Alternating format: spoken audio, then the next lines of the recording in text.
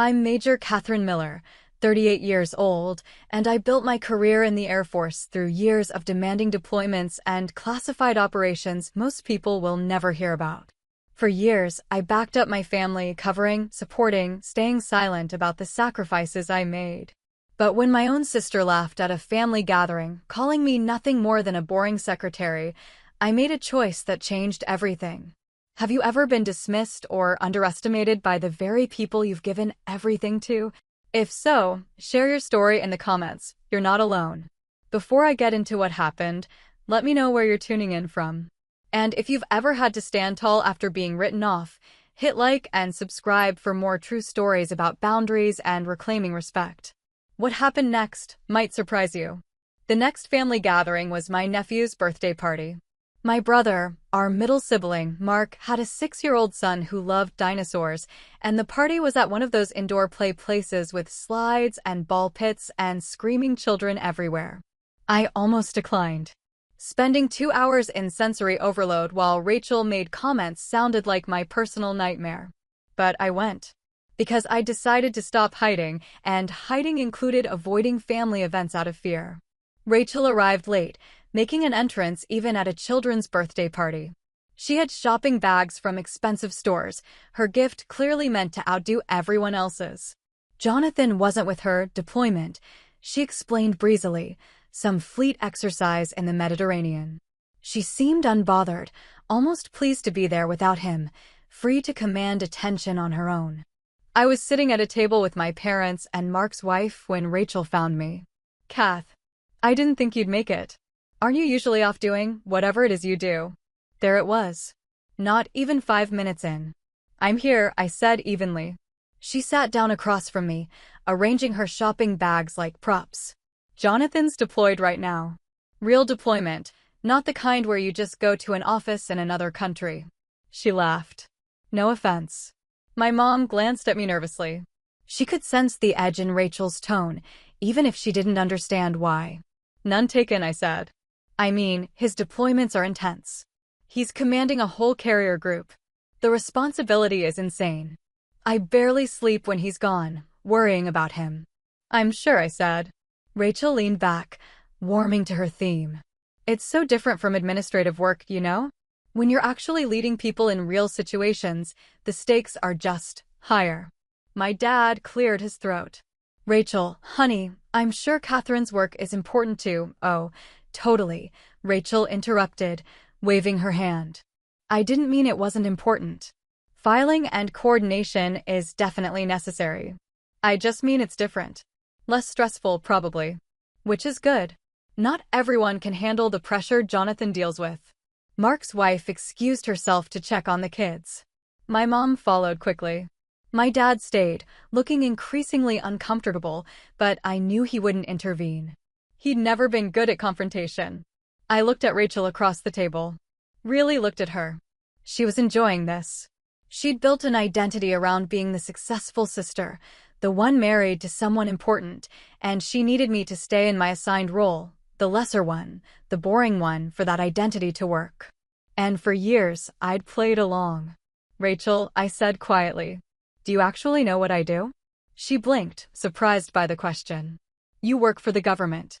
Some kind of administrative role with the Air Force. That's what you've decided I do.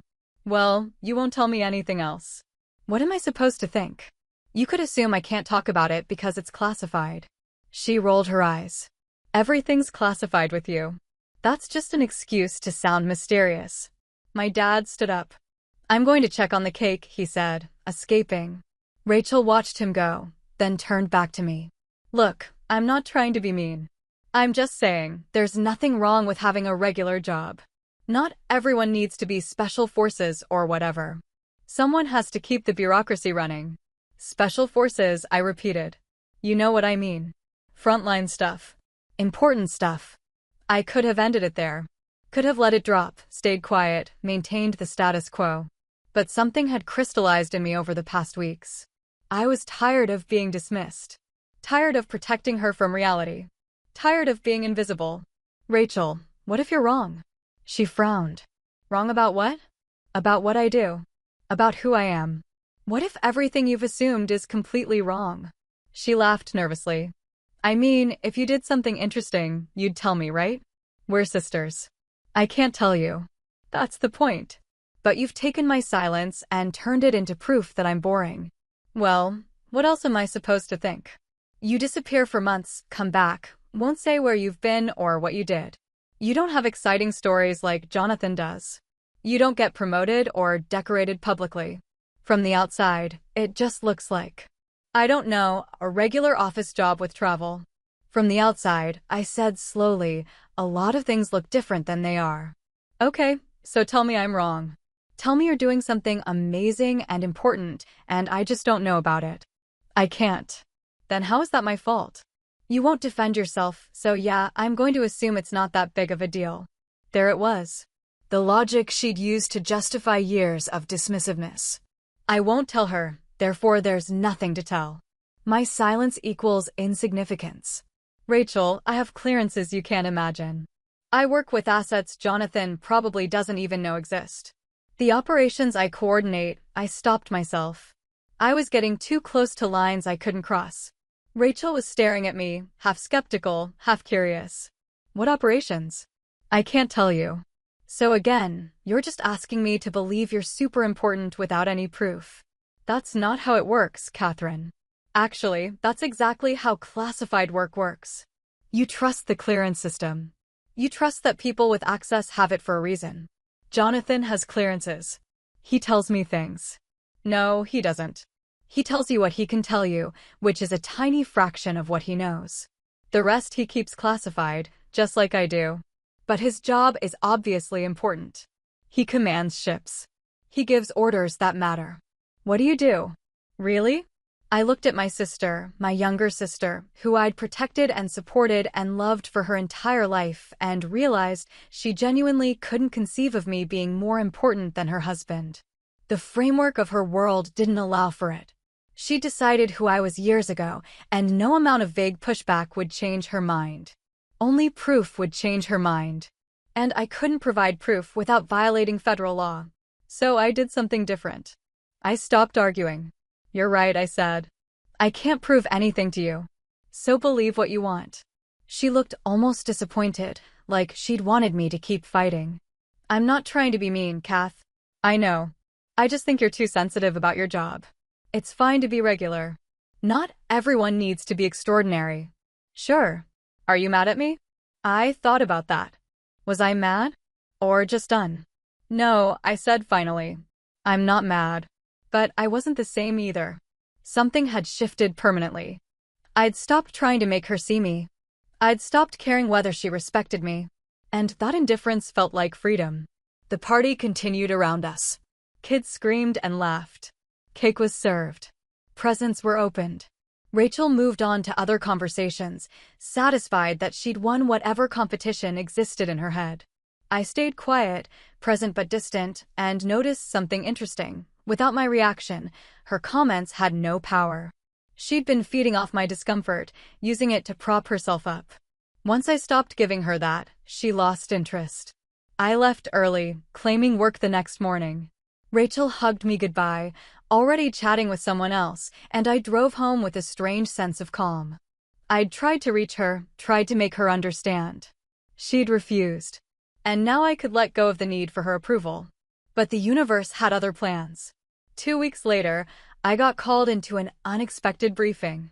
Joint operations, high-level coordination required, multiple branches represented. I walked into the conference room and saw Jonathan Pierce sitting at the head of the table. This time, he was leading the meeting. And this time, sitting down, reviewing my materials, I noticed him glance at my name placard. Saw his eyes flicker with something recognition? Confusion? Then dismiss it. Surely not the same Miller. Surely just coincidence. The meeting started. The lead intelligence officer, my counterpart, someone I'd worked with for years, began the briefing.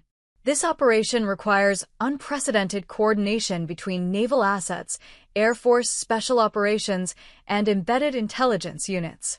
Major Miller will be coordinating all air and ground elements. Her call sign for this operation is Phantom 6. The room went still.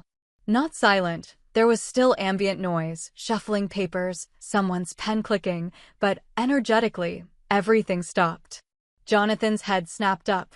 He looked at me directly for the first time, really looked, and I watched his face cycle through confusion, disbelief, recognition, and something that might have been horror. "Major Miller," he said slowly. "Catherine Miller?" "Yes, sir." "You're Phantom 6? "Yes, sir." The other officers in the room were watching now, sensing something happening but not understanding what. The intelligence officer glanced between us, uncertain whether to continue. Jonathan set down his pen very carefully. His face had gone pale. "How long have you held that call sign?" "For years, sir." "And before that?" "Various operational roles. I've been in special operations for 7 years total." He sat back in his chair, and I watched him piece it together. Every family gathering where he'd ignored me. Every dismissive comment Rachel had made while he smiled and said nothing. Every time they'd treated me like irrelevant background noise. And now he was in a briefing room being told that the boring secretary was the officer coordinating an operation he'd been called in to support.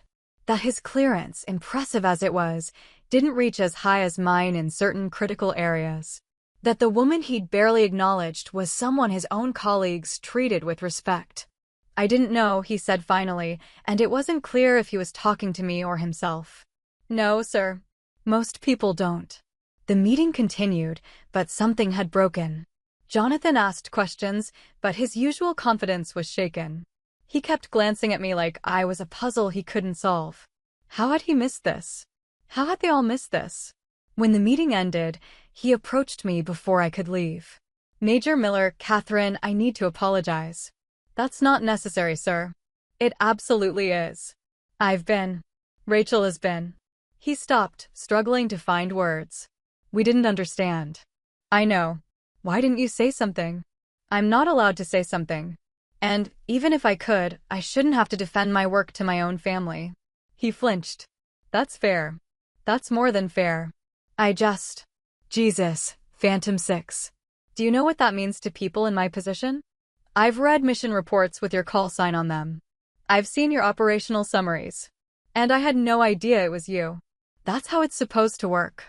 Rachel is going to." He trailed off, realizing the implications. "Rachel doesn't need to know. She should know. She should have known all along. What she needs to know is between you and her, sir. I'm not asking for anything. But I deserve to do my job without it becoming family drama. That's all I've ever wanted." He nodded slowly, processing. Then, almost unconsciously, he straightened slightly. Not quite coming to attention, but close. A sign of respect he'd never shown me before. "It's an honor working with you, Major." "Thank you, sir." I left the building and drove home, knowing that whatever happened next was out of my hands. Jonathan knew. Jonathan would tell Rachel, or he wouldn't. Rachel would react, or she wouldn't. The family dynamic would shift, or it wouldn't. But for the first time in years, I didn't care which way it went. I'd stopped being invisible. And that was enough. The confrontation came 3 days later, but not the way I expected. I was home on a rare weekday afternoon, catching up on laundry and meal prep, when my doorbell rang. Through the peephole I saw Rachel standing on my porch, alone, her arms crossed tight across her chest.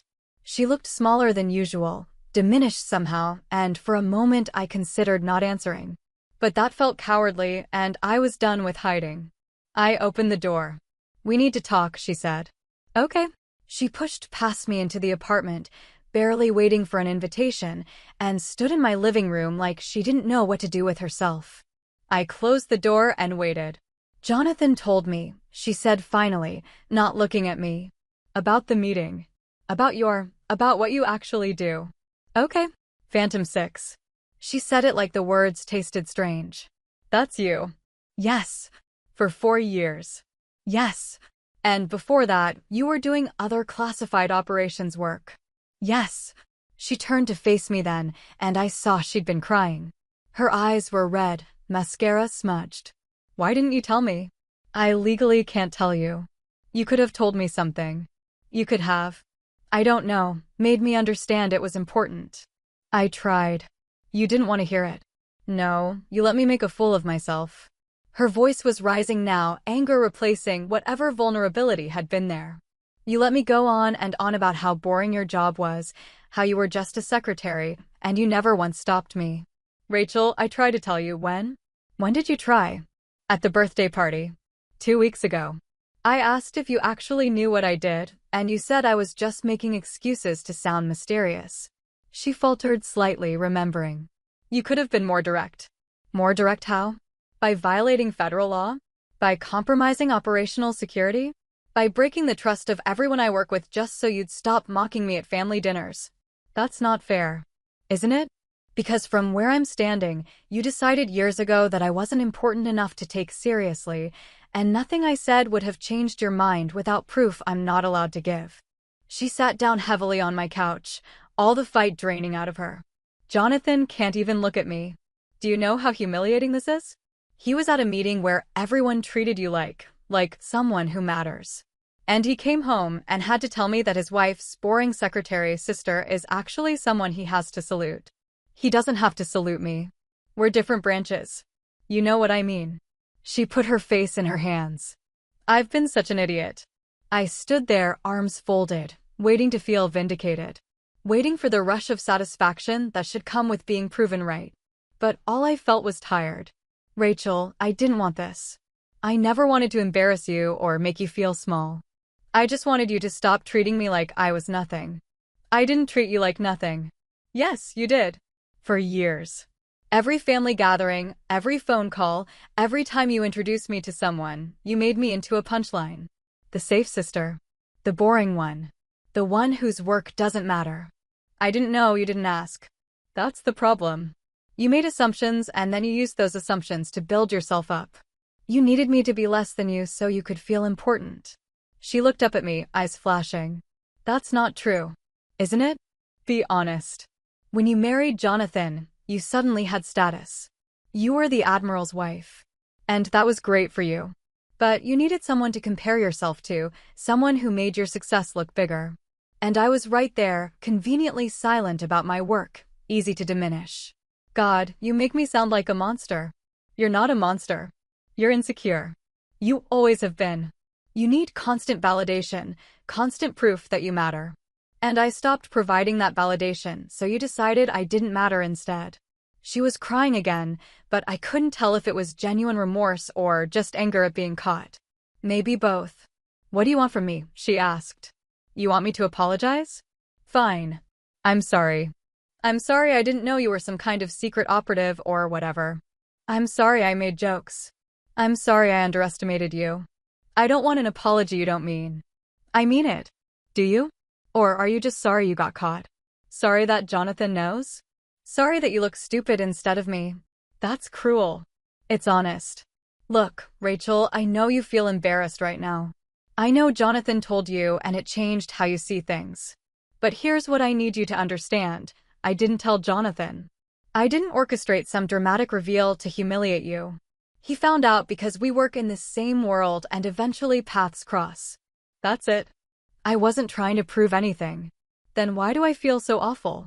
Because you've been treating me like garbage for years and now you know I didn't deserve it. That's guilt, Rachel. That's what happens when you realize you've been wrong about someone. She wiped her face with her sleeve, like a child. I didn't know you felt that way. I thought we were close. I thought we were just joking around. When one person is always the punchline, that's not joking around. That's bullying. I wasn't bullying you. What would you call it? She didn't answer.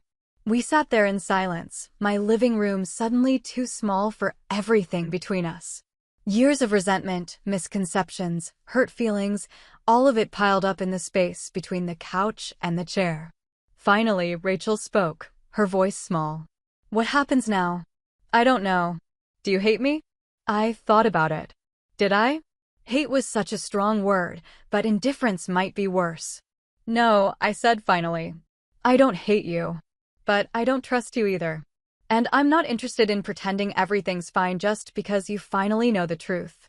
So what, we're just done? We stop being sisters. We stop being the sisters we were pretending to be. Maybe we figure out how to be different sisters. Ones who actually respect each other. I do respect you. You respect Phantom 6. You respect the call sign and the clearance and whatever Jonathan told you about the work. But do you respect me, Catherine? The person who's been right here the whole time. She opened her mouth. Closed it. Couldn't answer. That's what I thought, I said quietly. She stood up, grabbing her purse, movements jerky and defensive. I should go. Probably. At the door, she paused. For what it's worth, I am sorry. Even if you don't believe me. I believe you're sorry. I just don't know if you're sorry enough to actually change.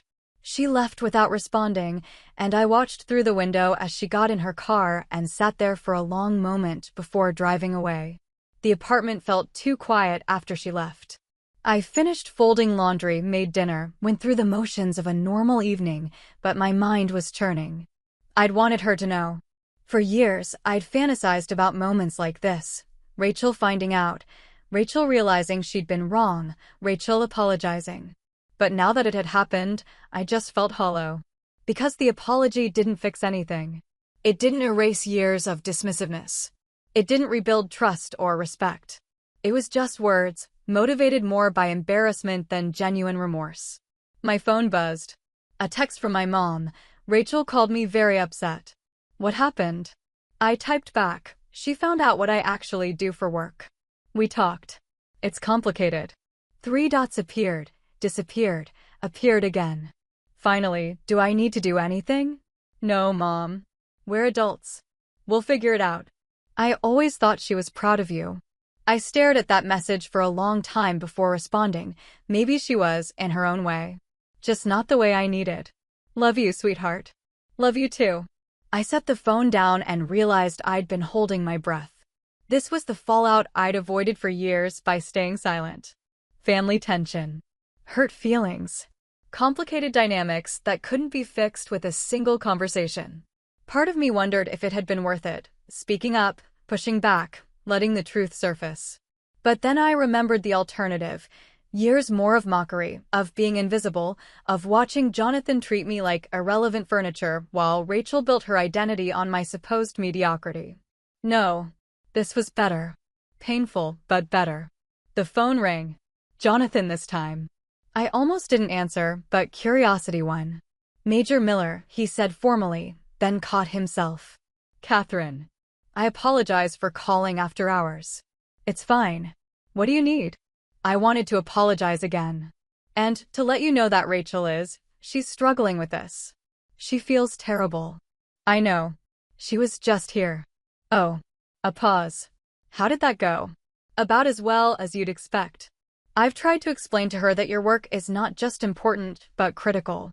That people at my level consult with people at your level constantly. That you're not just some paper pusher, but actually Admiral. I appreciate that, but this isn't about convincing her I'm important. This is about her needing to have respected me regardless of what I do. Silence on the other end. Then, that's fair. That's absolutely fair. She needed me to be less than her so she could feel successful. And I enabled that by staying quiet. We both have things to work on. She loves you. She really does. I know. That's what makes it complicated. Another pause. I'm going to be more careful going forward. About assumptions. About who might be in the room that I'm not taking seriously. That's good. Not just with me. With everyone. Agreed. He sounded genuinely chastened. For what it's worth, the team you coordinated on Operation Clearwater did exceptional work. I didn't know to credit you at the time, but I should have. The precision was remarkable. Thank you, sir. Jonathan is fine. We're family. Maybe eventually. He laughed, but it sounded sad. Yeah, maybe eventually. After he hung up, I sat in the gathering darkness of my apartment and realized something. This wasn't resolution. This was just the beginning of whatever came next. Rachel would have to decide if she could respect me without needing to diminish me. Jonathan would have to recalibrate how he saw me. My parents would have to navigate their daughters having a fractured relationship. And I would have to decide how much grace I was willing to extend, how much patience I had left for people who'd shown me so little. I didn't have those answers yet. But I knew one thing for certain. I wasn't going back to being invisible. Whatever relationship Rachel and I built from here, if we built anything at all, it would have to include the real me. All of me. Phantom 6 included. The weeks after were strange. Careful. Like everyone in the family was navigating a minefield they couldn't quite see. Rachel didn't call. She sent texts brief, awkward things that felt like she was reaching out without actually saying anything meaningful. Hope work is going well. Mom said you might come to dinner next week. Saw an article about Air Force operations and thought of you. Each one felt like a probe, testing whether I was still angry, whether she was forgiven, whether things could go back to normal. I responded politely, but didn't offer more than she asked for. I wasn't freezing her out deliberately. I just had nothing to say that wouldn't restart the same conversation we'd already had. My mom tried to mediate without mediating. You know your sister feels terrible, she'd say carefully during phone calls. I know she said some hurtful things, but she's trying. I know, Mom. She's always looked up to you. Even when you two were fighting as kids, she wanted to be like you. That was a long time ago. Still, she's your sister. That doesn't just disappear. No, it didn't. But it didn't mean everything was fixable either. My dad took a different approach. Whatever happened between you and Rachel, that's between you two, he said during a rare phone call where my mom wasn't hovering in the background. But I want you to know I'm proud of you. Always have been. Don't need to know the details to know you're doing good work. That one almost broke me. Thanks, Dad. Your mother worries. She wants everyone to be happy and get along. But I told her Catherine's always been the strong one. She'll figure it out. I'm trying. That's all anyone can do. The real shift came at a family dinner 6 weeks after the confrontation. My mom had been carefully planning it for weeks, making sure to invite everyone, making sure the timing worked. Just a normal family dinner, she kept saying, like if she said it enough times it would become true. I almost bailed 3 times. Made excuses in my head, practiced the phone call where I'd apologize and say something came up. But ultimately I went. Because avoiding Rachel forever wasn't sustainable, and part of me was curious how she'd act now that the truth was out. She arrived late, without Jonathan this time. He was deployed again, something in the Pacific. She looked nervous, her usual confidence dialed down several notches. When she saw me in the living room, she froze for just a second before forcing a smile. Hey. My mom bustled between us with drinks and appetizers, talking too much, filling the silence with commentary about traffic and the weather and the pot roast she'd made. Rachel sat across from me, and for the first time in years, she didn't dominate the conversation. She was quiet, watching, almost deferential. It felt wrong. Mark arrived with his family, and the kids provided easy distraction, dinosaur updates from my nephew, my niece showing off her new dance moves. The adults laughed and applauded, and for a while it felt almost normal. But I could feel Rachel watching me, waiting for something. During dinner, my dad asked about my work in his usual vague way. Keeping busy? Always, I said. Must be interesting, all that coordination work. He said it carefully, like he'd been coached on the right words to use. It has its moments. Rachel spoke suddenly. Catherine's work is actually really important. I didn't understand that before, but it is. The table went quiet. My mom's fork paused halfway to her mouth. Mark glanced between us, confused. Okay, I said slowly. I mean it. Jonathan explained some of it, not the classified parts, but the general concept. What you do matters. I should have realized that sooner. She was trying. I could see her trying. But it felt performative, like she was saying what she thought she should say rather than what she actually felt. Thanks, I said neutrally. I'm serious. I was wrong about a lot of things. And I'm sorry. Rachel, we don't need to do this now. When else are we going to do it? You won't talk to me. You barely respond to my texts. So yeah, we need to do it now. My mom looked like she wanted to disappear into her pot roast. My dad cleared his throat uncomfortably.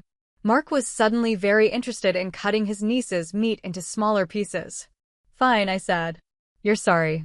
You've said that. But sorry doesn't erase years of you treating me like I was nothing. I know that. Do you? Because right now it feels like you're sorry you were wrong, not sorry you were cruel. There's a difference. Her face flushed. I wasn't cruel. I was ignorant. Those aren't the same thing. When your ignorance consistently makes someone else feel worthless, The intent stops mattering. So what? I'm just the villain forever. Nothing I say or do will ever be enough. I didn't say that. But you can't expect me to just forget everything because you suddenly know I'm not a secretary. I never said you were just a secretary. Yes, you did. Multiple times. You made it a running joke. I was teasing. No, you were diminishing me. And you enjoyed it. Mark finally intervened, his voice careful. Maybe we could take a break from this conversation? The kids are right here, and the kids are fine, Rachel snapped. Then, softer, to me, what do you want from me, Catherine? Tell me what I need to do to fix this. I set down my fork. I want you to respect me. Not because of what I do, not because Jonathan told you I'm important, but because I'm your sister and you should have respected me all along. I do respect you. Now. You respect me now. But what about next year, when the novelty wears off? What about when you meet someone else who seems more impressive and I'm back to being boring Catherine? Will you respect me then? She didn't answer. That's what I thought, I said quietly. The dinner continued awkwardly after that. My mom tried desperately to steer conversation toward safe topics. My dad told a long story about his golf game that no one listened to.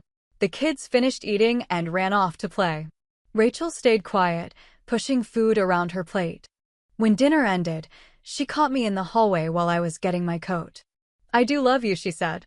I know you don't believe that right now, but I do. I believe you love the idea of me. The sister you remember from when we were kids. I'm not sure you love who I actually am. That's not fair. Maybe not. But it's how I feel.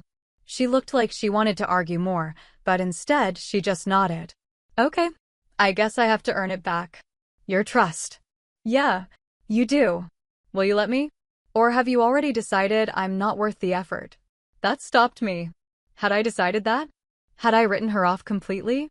I don't know yet, I said honestly. Ask me in a few months. It wasn't the answer she wanted, but it was the truth. Over the following weeks, Rachel changed her approach. She stopped trying to have big, dramatic conversations and started showing up differently. Small things, easy to miss if you weren't paying attention. She stopped talking about Jonathan's work at every family gathering. Stopped making comparisons between his job and other people's jobs. When someone asked about me, she said, Catherine's doing well, and left it at that. No commentary, no jokes.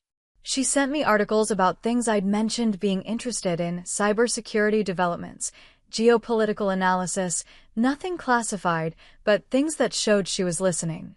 She didn't add commentary, just, thought you might find this interesting. When my birthday came around, she sent a gift, a nice leather portfolio with my initials embossed on it, and a card that said simply, proud of you. Always have been, even when I didn't show it well. I wanted to dismiss it as performative. Wanted to stay guarded and skeptical. But part of me recognized that she was trying in the only way she knew how. The real test came at Thanksgiving. Jonathan was back, and they arrived together. I watched him carefully. Would he treat me differently now? Would it be awkward? He shook my hand formally. Catherine. Good to see you. You too, Admiral. Jonathan, he corrected. We're family. Throughout the meal, I noticed small things. The way he included me in conversations naturally, not making a big show of it, but not ignoring me either. The way Rachel watched her words, catching herself before making casual comments that would have been dismissive before.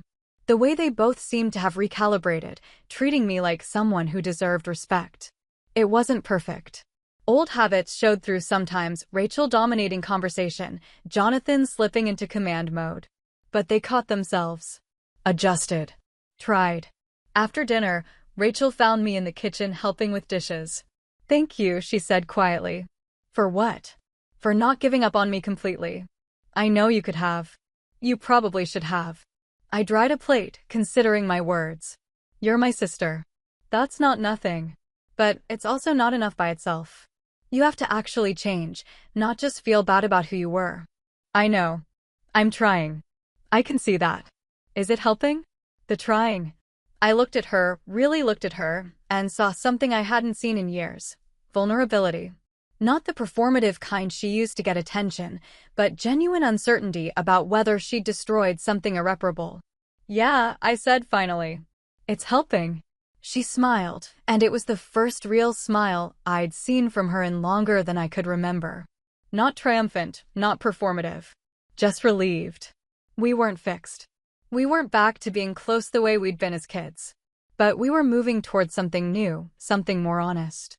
A relationship built on mutual respect rather than hierarchy, on truth rather than assumptions.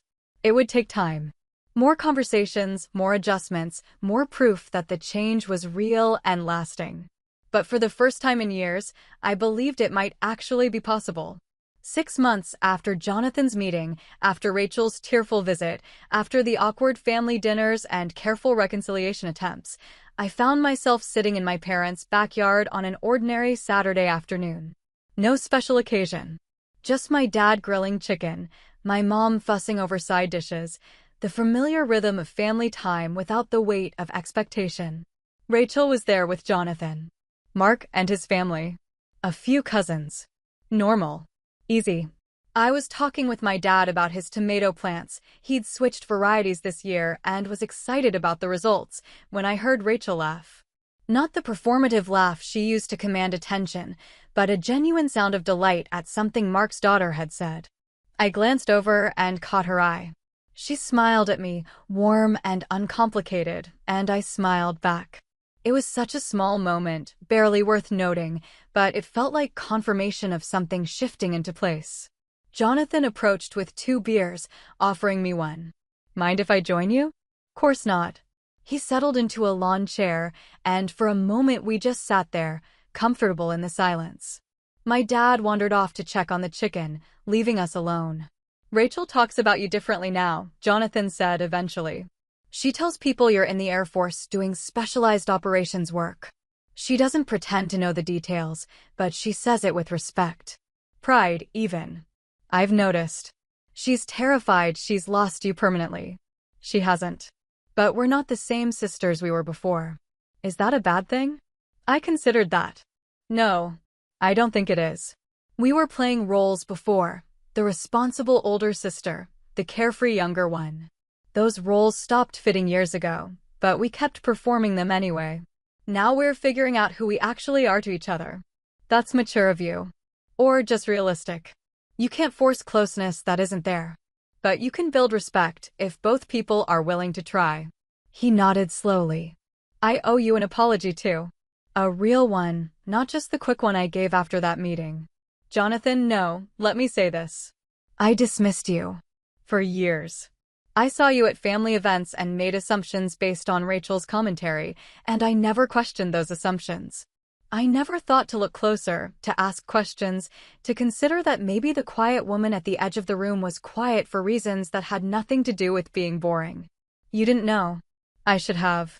I'm trained to notice things, to read situations, to understand that silence can mean many things. But with you, I just accepted the easy narrative. And that was lazy of me. Disrespectful. I took a sip of my beer, letting his words settle. You know what's funny? I never wanted you to know. I didn't need your approval or your respect. I was content being invisible in my own family because my work gave me everything I needed. But Rachel's mockery forced my hand. She made invisibility feel like erasure. She regrets that deeply. I know. And I'm trying to let her earn her way back. But trust takes time to rebuild. She's willing to put in the time. We sat quietly for a moment, watching the family mill around. Mark was pushing his kids on the swing set. My mom was arranging food on the picnic table. Rachel was helping, taking direction without trying to take over. Small things, but different from before. Can I ask you something? Jonathan said. And you can tell me it's none of my business. Go ahead. Do you like your work? Not the respect it brings or the importance of it, but the actual day-to-day of what you do. I thought about that. The long hours, the stress, the weight of decisions that affected lives. The satisfaction of operations executed flawlessly, of plans that worked, of threats neutralized. The bone-deep exhaustion and the adrenaline rush and the camaraderie with people who understood. Yes, I said simply. I love it. It's hard and sometimes it keeps me up at night, but I wouldn't trade it. That's good. That's important. Rachel worries now that you only stayed quiet about it to protect her feelings, that somehow she kept you from being proud of your work. She didn't keep me from anything. I made my own choices. The silence was professional necessity, not shame. I've told her that. Not sure she believes it yet. She will. Eventually. Rachel appeared then, carrying a plate of food she'd fixed for me without asking. You need to eat, she said, setting it down. You're too skinny. When's the last time you had a real meal? I eat. MREs don't count. She caught herself, glancing at Jonathan, then back to me. Sorry. Is that classified? Can I not mention MREs? I laughed to spite myself. MREs are not classified, Rachel. Okay, good. Because I worry about you eating nothing but military rations for months. She hovered uncertainly. Can I sit with you guys, or am I interrupting? Sit, I said, gesturing to the empty chair. She sat, and for a few minutes the three of us just existed together. No tension. No performance. Just family on a Saturday afternoon. I've been thinking about something, Rachel said carefully. And I want to run it by you. Okay. I've been reading about military families. Support groups, that kind of thing. And I realized I never asked what it's like for you, the deployments, the stress, the coming home, and readjusting. I just made assumptions about what your life was like based on nothing. It's fine, Rachel. No, it's not fine. You're my sister, and I've been treating you like a stranger. So I'm asking now, what's it like? What do you need from family when you're dealing with all of that? I looked at her surprised. This wasn't performative. This was genuine curiosity, genuine desire to understand. Honestly, I mostly need people to not make it harder. Don't make me defend my choices. Don't make me feel guilty for missing events. Don't act like my work is less important just because I can't talk about it. That's all stuff I did. Yeah, but you're asking now. That matters. I want to do better. Not just with you, but with understanding this whole world. Jonathan's been patient with me, but I know I've been the stereotypical military spouse who doesn't really get it. Jonathan shifted uncomfortably. You get it more than you think. I get the surface stuff. The ceremonies and the deployments and the lifestyle. But I don't get what it costs. What it takes. She looked at me. I didn't get that you were paying those costs too. Different costs. Different work. But yeah. So help me understand. Please. And right there, in my parents' backyard, with the smell of grilled chicken and the sound of kids playing, I started talking. Not about classified operations or specific missions, I'd never do that. But about what it felt like to come home after months away and have everything feel slightly wrong. About the hypervigilance that didn't shut off just because you were stateside.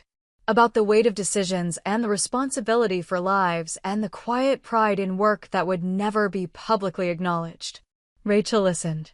Really listened. Asked questions that showed she was trying to understand, not just waiting for her turn to talk. Jonathan added his own perspective, and I realized this was the first real conversation the three of us had ever had about the reality of military service. It wasn't comfortable. Parts of it were hard to articulate, harder to hear. But it was real. Honest. The kind of conversation that built understanding instead of assumptions. My mom called everyone to eat, and the conversation broke naturally. But as we moved toward the picnic table, Rachel touched my arm. Thank you, she said quietly, for trusting me with that. You asked. That's all I've wanted, for someone to ask instead of assume. I'll keep asking, even when I don't understand the answers. That's enough. Dinner was chaotic in the best way, too much food, everyone talking over each other, kids making a mess, my dad telling the same stories he always told.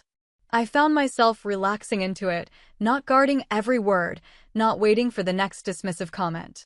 At one point, one of my cousins asked what I'd been up to, and before I could answer, Rachel jumped in. Catherine just got back from a work trip. Can't talk about it, obviously, but she's been busy. She said it matter-of-factly, no hint of mockery or resentment. Just stating a fact. The cousin nodded, impressed. Must be interesting work. It is, I said simply, and Rachel smiled at me. Later, as people were starting to leave, I helped my mom clean up in the kitchen. She was washing dishes, and I was drying, the familiar rhythm of it soothing. You and Rachel seem better, she said carefully. We're working on it. I'm glad. I hated seeing you two so distant. She handed me a plate. Your father and I, we always knew you were doing important work, even if we didn't understand the details. I know, Mom. We worried, though, that maybe we hadn't supported you enough. That maybe you felt like you couldn't talk to us. It wasn't about support. It was about security protocols. I couldn't talk even if I wanted to, but we could have trusted you more. Could have assumed you were doing something meaningful instead of just wondering. You did trust me. You always have. She smiled, tearful suddenly. You were always the strong one. Even as a little girl, you just handled things. But strength doesn't mean you don't need people. I know. I'm learning that. Good. Because we're here. All of us. Even Rachel, now that she's pulled her head out of her, well, now that she understands better. I laughed. Mom. What? She was being ridiculous. I wanted to say something so many times, but your father said to stay out of it. Let you two work it out. Dad was right. I suppose. But it was hard watching. She handed me the last dish. I'm proud of you, sweetheart. So proud. Don't need to know what you do to know you're doing it well. That was the thing about family, I realized. The good ones believed in you even without evidence. They trusted that your silence meant something rather than nothing. And when they stumbled, when they made assumptions or said hurtful things, they were willing to learn and adjust. Rachel had stumbled badly. But she was adjusting. Learning. Trying to build something better than what we'd had. I drove home that evening thinking about how different this gathering had felt from the ones a year ago. No mockery. No dismissiveness. No feeling like I had to defend my existence. Just family, messy and imperfect, trying to understand each other. My phone buzzed with a text from Rachel. Thanks for today. For talking to me. For not giving up on us. I typed back, thanks for asking. For listening. For trying. 3 dots appeared, then, I'm going to keep trying. Even when it's hard. You're my sister. That has to mean something. It does, I wrote. It means everything. And I realized, sitting in my car in my apartment parking lot, that I meant it. She was my sister. That bond wasn't broken, just transformed. We weren't the same people we'd been as children, and we'd never be those sisters again.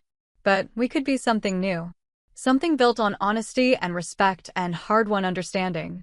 The work wasn't finished. Trust rebuilt slowly, and there would be setbacks, moments when old patterns resurfaced. But we'd started something real that day in my living room when I'd finally stopped protecting her from the truth. When I'd said, clearly and without apology, that her treatment of me was unacceptable. Service had taught me a lot of things. How to plan operations, coordinate assets, make decisions under pressure. But it had also taught me that silence, while sometimes necessary, could become its own kind of prison. That invisibility, while useful in the field, was corrosive to relationships. That respect couldn't be demanded, but it also couldn't be built without boundaries. I'd spent years being Phantom 6 in the field and Invisible Catherine at home. Now I was learning to be whole, the same person in both places, no longer splitting myself into acceptable pieces. It was harder than maintaining the split. Harder to be fully seen, fully known. But it was also freeing.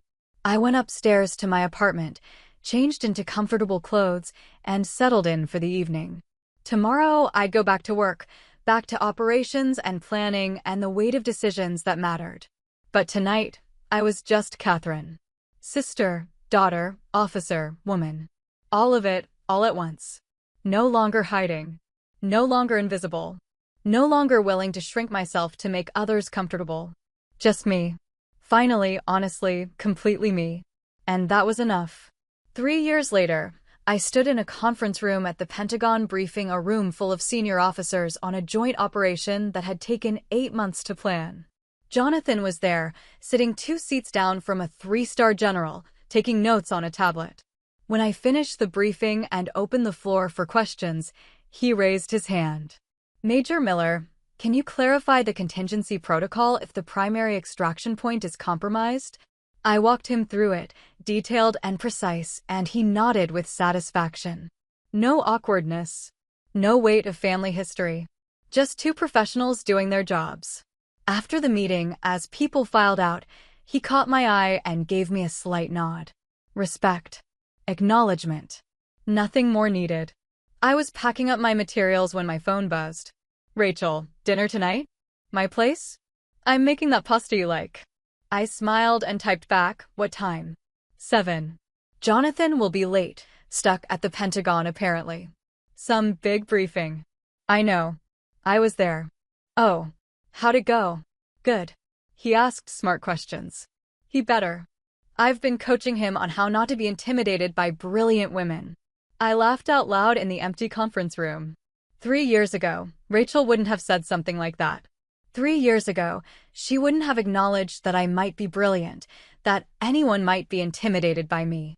The distance between then and now felt impossibly vast. I drove to their house that evening, a renovated colonial in Alexandria with a neat lawn and American flag by the front door. Rachel had embraced the officer's wife role completely, but differently now. Less about status, more about community. She volunteered with military family support groups, organized care packages for deployed sailors, mentored younger spouses navigating the lifestyle. She'd found purpose in it. Real purpose, not just reflected glory. She answered the door in jeans and a flour-dusted apron, looking more relaxed than I'd seen her in years. You're early. Traffic was light. Perfect. You can help me with the salad. She pulled me into a hug that felt natural, easy. How was your week?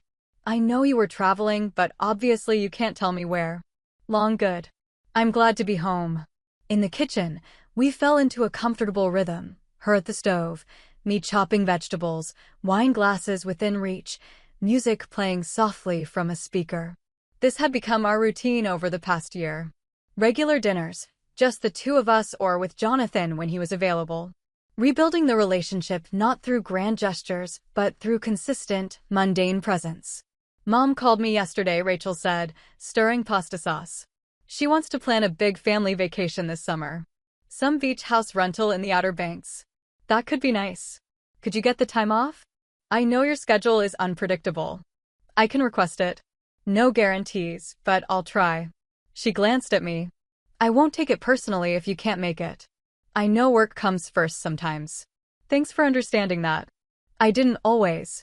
She said it simply, a statement of fact rather than a self-flagellation. But I get it now. The work you do, it matters more than a beach vacation. Even if I wish I could see you more. I wish that too sometimes. We were quiet for a moment, both of us focused on our tasks. Then Rachel spoke again, her voice careful. Can I ask you something? And you can tell me if it's too much. Go ahead. Do you ever regret it? Choosing this career path? Missing so much of regular life, relationships, stability, all the normal things people have. I considered the question seriously. Did I? There were lonely nights in temporary housing overseas. Holidays missed. Relationships that couldn't survive the deployments and the secrecy. A life that looked nothing like what I'd imagined as a young woman joining up. No, I said finally. I don't regret it. This is who I am.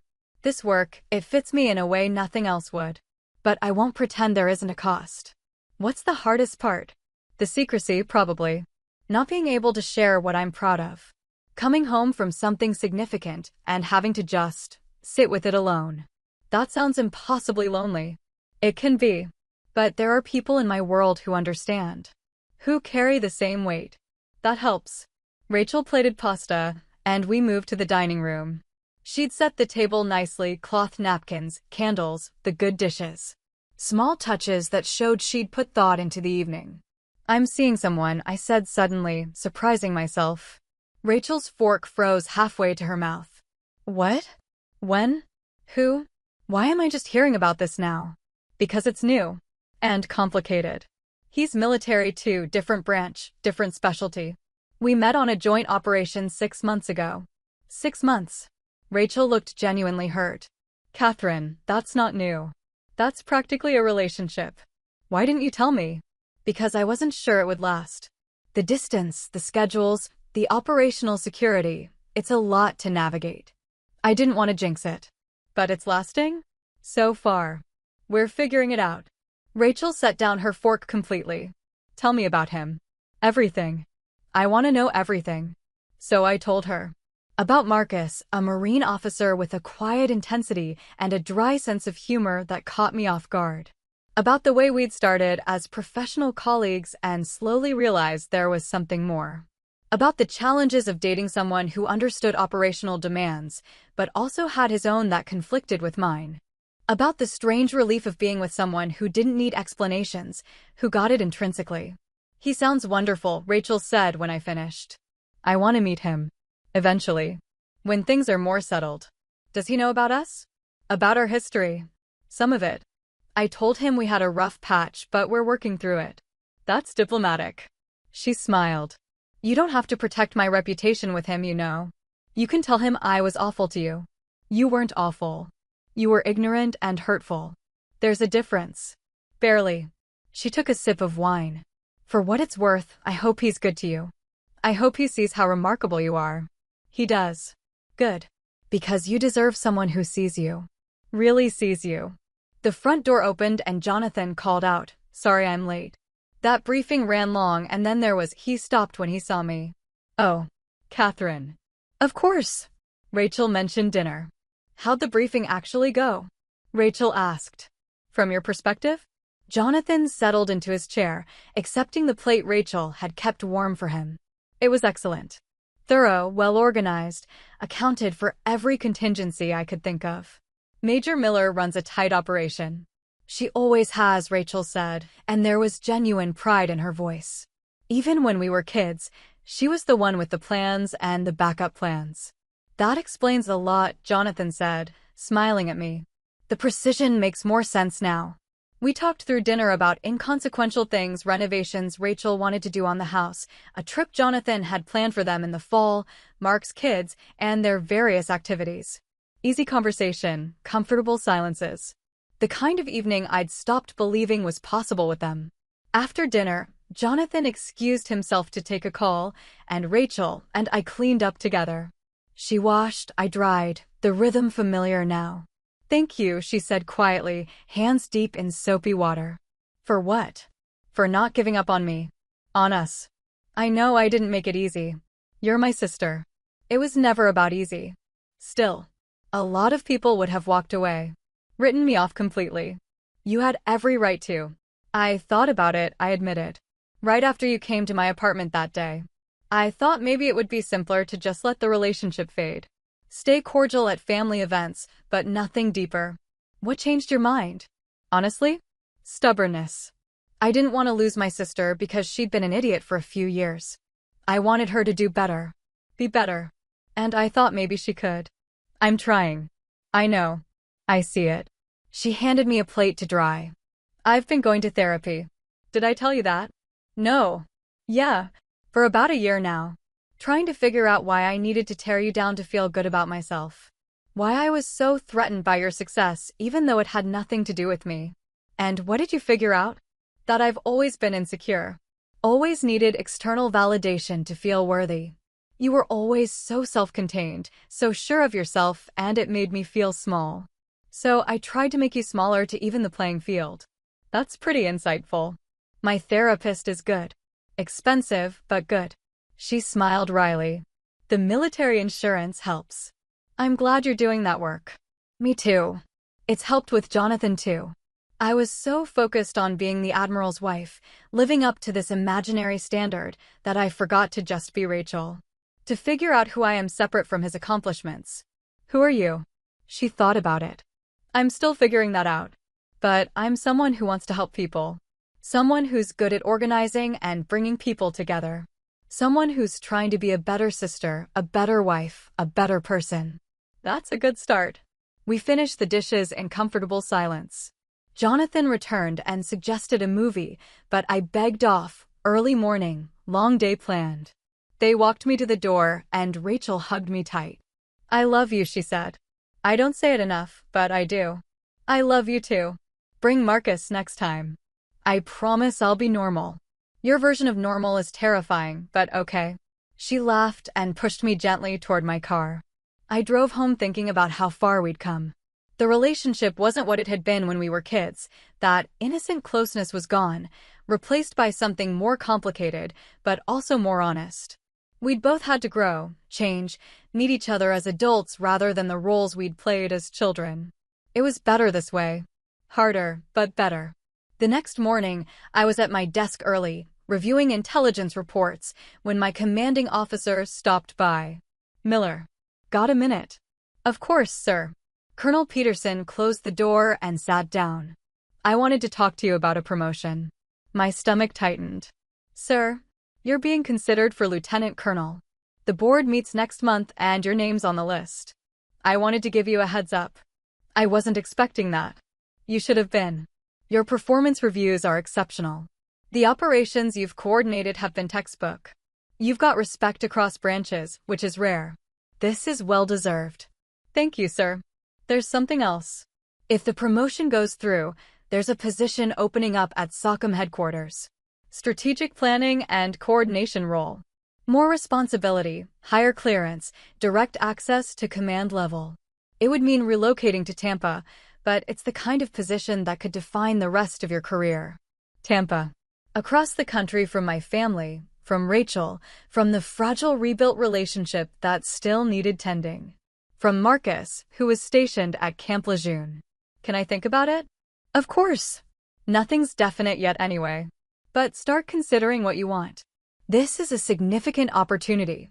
After he left, I sat at my desk staring at nothing. A promotion I'd worked toward for years. A position that would challenge me, that would matter. Everything I'd sacrificed for, everything I'd built my career toward. But also, distance from the people I'd just learned how to be close to again. That evening, I called Marcus. He was in the field, but he called back during a break, his voice tired but warm. "Hey, everything okay?" "Yeah, just wanted to hear your voice." "Rough day. Complicated day. Got some news about a potential promotion." "That's great. Isn't it?" "It is. It would come with a relocation though." Tampa. Silence on the other end. "Then, that's far." "I know.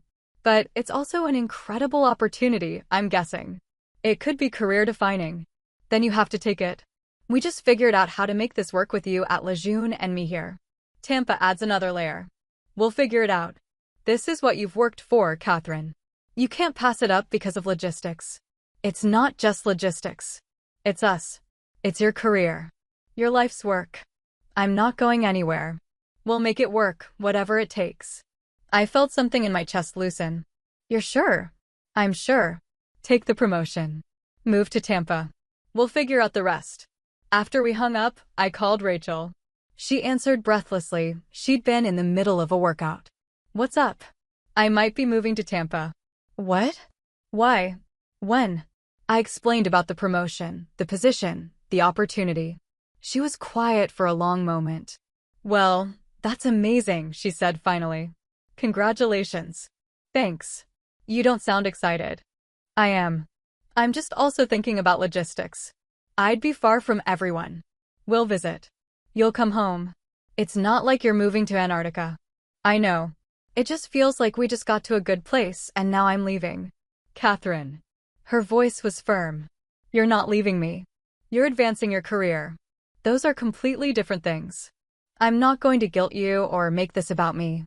This is about you and what you've earned." "You're sure?" "Positive. Besides, I've always wanted to visit Tampa. Jonathan and I can come down, make a vacation out of it.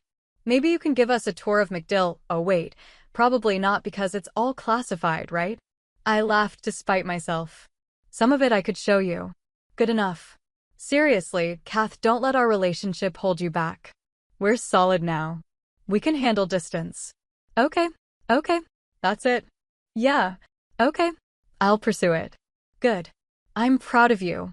Make sure you tell Mom and Dad. They'll want to celebrate."